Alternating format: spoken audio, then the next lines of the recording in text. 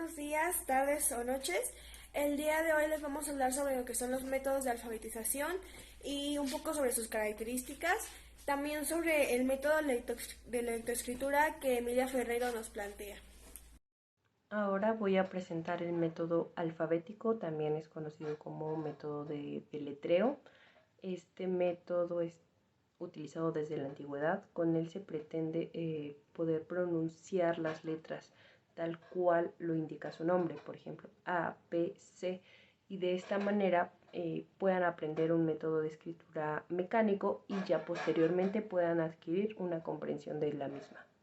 El siguiente método del que les voy a hablar es el método fonético o fónico, el cual se enfoca en que la letra sea enseñada a través de su sonido y en la primera instancia lo podemos enseñar desde empezar que el niño identifique la letra con la que su nombre comienza y empieza a relacionar esta grafía con el sonido que ésta hace. Luego de esto podemos comenzar a ver las vocales, que son algo un poquito más fácil para ellos. Igual lo mismo, a relacionar la grafía con el sonido que éstas hacen.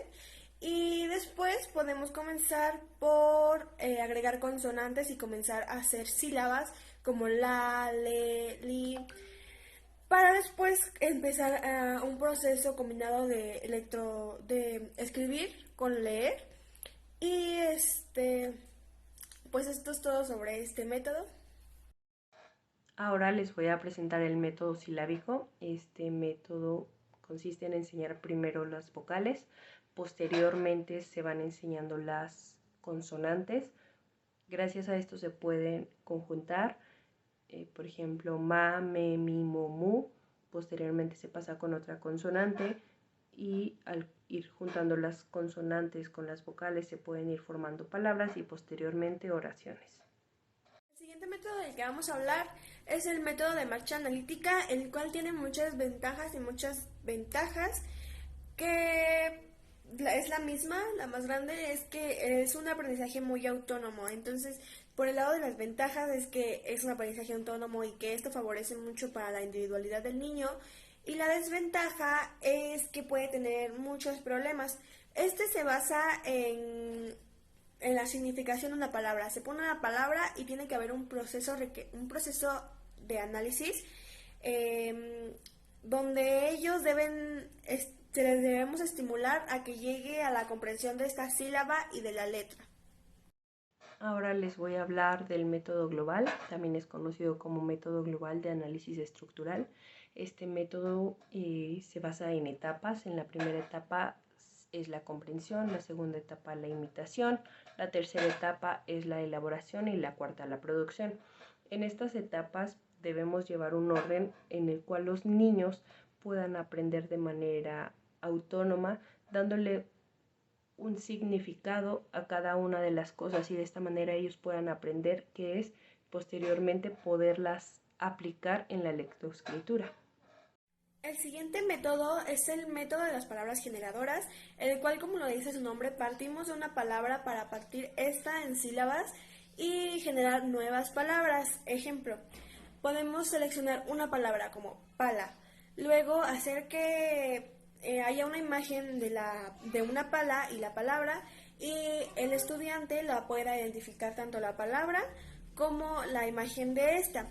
Luego partimos la palabra en sílabas y que él identifique pa y la, que identifique cada sílaba. Luego de esto ponemos pa, pe, pi, po, pu y la, le, li, lo, lu. Como ellos ya conocen el sonido de estas dos juntas, deben buscar el formar nuevas palabras como lupa, pelo y así, ¿no?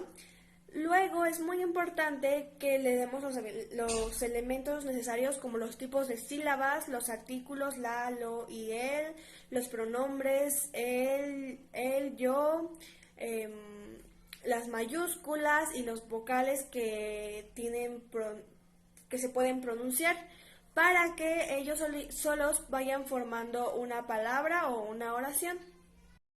Ahora les voy a explicar un poco acerca del método ecléctico. Este método es básicamente la conjunción de diferentes métodos. Con ellos tiene el propósito de poder favorecer el aprendizaje de lectoescritura, ya sea el método global, el de palabras y todos los otros que hemos mencionado. Siguiente es el método léxico, el cual se enfoca mucho en el entorno evolutivo en el que creció el niño, niña o estudiante para que este lenguaje sea un poco más significativo y permita incluir los principios de interés y necesidad de los niños, para que esta lectura se vuelva muy divertida y tenga un poco más de motivación. En otros términos, como ya lo dije, fomenta la motivación significativa y la actitud recreadora. Sigue una secuencia donde comienza la percepción global de la palabra y representación de esta misma, luego la lectura de esta palabra y luego la descomposición de esta palabra en sílabas.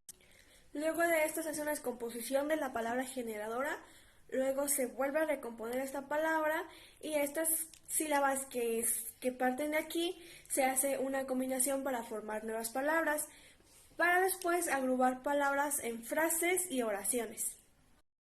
Ahora les voy a hablar del método de cuentos. Este también es conocido como el método de Klossky o el método de Newart. Este método, como bien su nombre lo dice, se basa en la utilización de cuentos. Con ellos se pretende el uso de la imaginación y posteriormente la imitación. De esta manera los niños pueden asociar lo que ya conocen con lo que está escrito. Ahora les voy a hablar del método constructivista. Este método está basado en la teoría constructivista, la cual nos dice que debemos darle a los niños las herramientas necesarias para que ellos creen su propia manera de aprender. Con esto quiere decir que ellos tienen que formar sus propios criterios y de esta manera poder tener un aprendizaje mejor de la lectoescritura. Ahora les voy a hablar del método onomatopéyico. Este método se utilizaba principalmente en la década de los 90.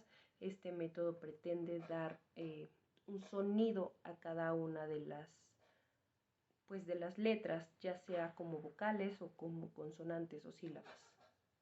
Por último les voy a hablar sobre el método de lectoescritura de Emilia Ferreiro. Esto puede sonar muy repetitivo a los métodos que ya anteriormente vimos, sin embargo ella los ha organizado por etapas. Tenemos primeramente la etapa concreta, donde el niño no tiene un conocimiento real sobre esto, sin embargo sabe de la existencia, ya que lo ha observado o es a través de la imitación.